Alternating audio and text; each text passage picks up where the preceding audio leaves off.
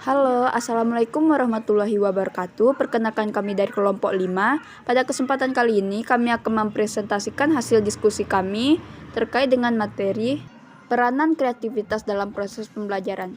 Kelompok 5 terdiri dari 3 anggota, yaitu saya sendiri Melisa Mafrizul, serta 2 rekan saya yaitu Bima Triwawalangi dan Muhammad Fauzan. Baiklah, untuk materi pertama yaitu pengertian kreativitas akan disampaikan oleh Bima Triwawalangi. Kepada Bima dipersilakan. Baik, Assalamualaikum warahmatullahi wabarakatuh. Nama saya Bima Triwawalangi, NIM 2108796. Baik, di sini saya akan menjelaskan tentang peranan kreativitas dalam proses pembelajaran. Yang mana yang pertama ada tentang pengertian kreativitas. Menurut Torrance 1974, kreativitas adalah kemampuan untuk memecahkan masalah dengan rinci dan mengkomunikasikan hasilnya.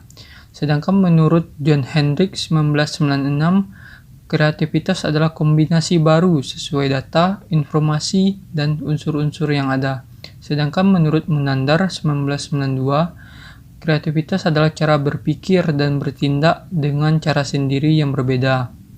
Selanjutnya itu ada ciri-ciri individu yang kreatif. Ciri-ciri yang kreatif menurut Desmita 2010. 1. Mempunyai daya imajinasi yang kuat. 2. Senang mencari pengalaman baru. 3. Memiliki inisiatif. 4. Mempunyai minat yang luas. 5. Selalu ingin tahu. 6. Mempunyai kebebasan dalam berpikir. 7. Mempunyai kepercayaan diri yang kuat. 8. Mempunyai rasa humor. 9. Penuh semangat. 10. Berwawasan masa depan dan berani mengambil risiko. Baik, hanya itu penyampaian pematerian dari saya. Sekian dan terima kasih. Baik, terima kasih atas pemaparan materi yang sudah sangat jelas disampaikan oleh Bima sebelumnya. Untuk materi selanjutnya yaitu tahapan proses kreatif akan disampaikan oleh Muhammad Fauzan. Kepada Fauzan dipersilakan. Perkenalkan, nama saya Muhammad Fauzan dengan NIM 210878281. Saya akan melanjutkan materi dari Bima.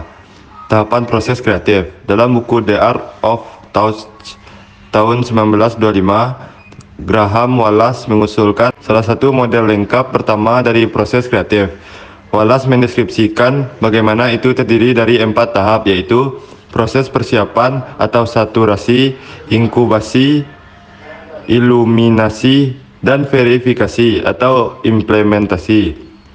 Yang pertama, persiapan. Tahap pertama ini adalah tentang mengumpulkan informasi. Ini adalah tahap di mana Anda melakukan riset dan berempati dengan pengguna untuk memahami masalah dan kebutuhan pengguna Anda. Beberapa orang berpikir bahwa ide kreatif hanya muncul dari ruang hampa, tetapi ide kreatif selalu merupakan solusi pada suatu masalah atau kebutuhan. Yang kedua, inkubasi. Pada tahap ini, Anda mengambil langkah mundur dari masalah itu dan biarkan pikiran Anda mengembara untuk merenungkan dan menyelesaikan masalah itu. Anda memelihara proses pemikiran bawah sadar Anda. Sebagai contoh, dengan tetap terbuka untuk ide yang datang kepada Anda ketika Anda sedang mencuci piring atau pergi jalan-jalan. Yang ketiga, iluminasi.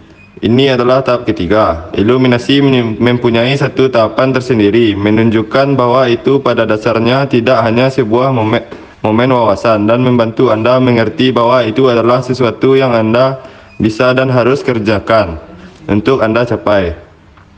Yang keempat, verifikasi atau implementasi. Pada tahap 4, Anda membangun solusi, Anda mengevaluasi, analisa, dan membangun gagasan Anda. Lalu Anda poles itu untuk memastikan gagasan itu berguna dan baru.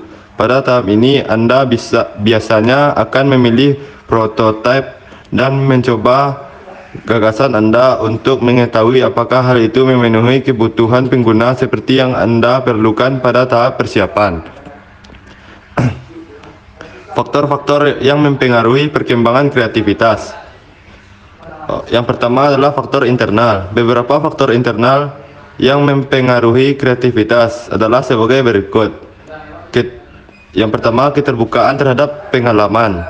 Keterbukaan terhadap pengalaman adalah kemampuan menerima segala sumber informasi dari pengalaman hidupnya sendiri dengan menerima apa adanya.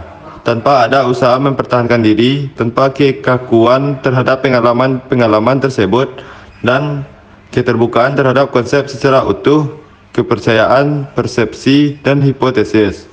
Dengan demikian, individu kreatif adalah individu yang mau menerima perbedaan pula. Yang kedua adalah evaluasi internal. Pada dasarnya, penilaian terhadap produk karya seseorang terutama ditentukan oleh diri sendiri, bukan karena kritik atau pujian orang lain. Walaupun demikian, individu kreatif biasanya tetap tidak tertutup dari masukan dan kritik dari orang lain. Yang ketiga, kemampuan untuk bermain dan bereksplorasi dengan unsur-unsur, bentuk-bentuk, dan konsep-konsep. Faktor ini terutama sangat berpengaruh terhadap kemampuan untuk membentuk kombinasi dari hal-hal yang sudah ada sebelumnya. Yang keempat adalah spiritualitas.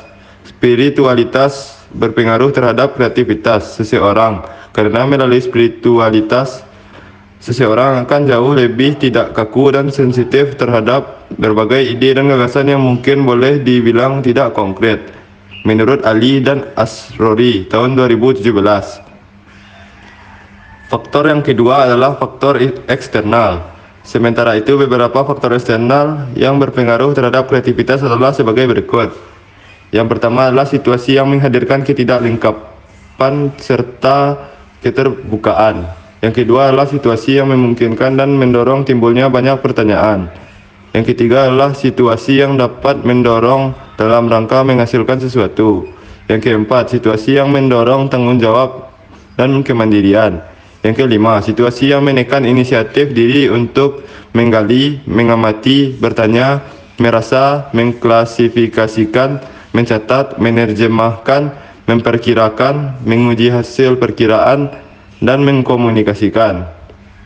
Yang keenam, kewibahasaan yang memungkinkan untuk mengembangkan potensi kreatif secara lebih luas karena akan memberikan pandangan dunia secara lebih bervariasi, lebih fleksibel dalam menghadapi masalah, dan mampu mengekspresikan dirinya dengan cara yang berbeda dari umumnya yang dapat muncul dari pengalaman yang dimilikinya sendiri.